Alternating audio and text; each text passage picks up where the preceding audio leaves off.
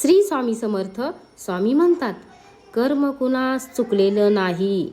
आज नाही तर उद्या प्रत्येकाला आपल्या कृतीसमोर उभा राहावंच लागतं. शब्दांनी दिलेली जखम वेळ घेत असली तरी परत येतेच.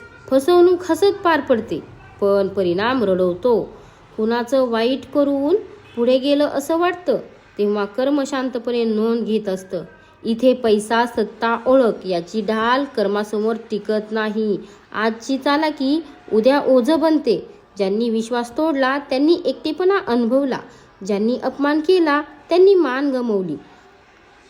कर्म लगेच शिक्षा देत नाही, म्हणून माणूस निर्भर होतो, पण वेळ आल्यावर एका क्षणात सगळं समोर आणतं. कर्माला आठवण करून द्यावी लागत नाही, ते विसरत नाही. हाताने केलेली कृती मानेने झेलावी लागते. म्हणून चांगुलपणा हा सौदा नाही तर संरक्षण आहे. जे पेरतो तेच उगवतं, हा नियम अटळ आहे. कर्म कुणास चुकलेले नाही. श्री स्वामी समर्थ.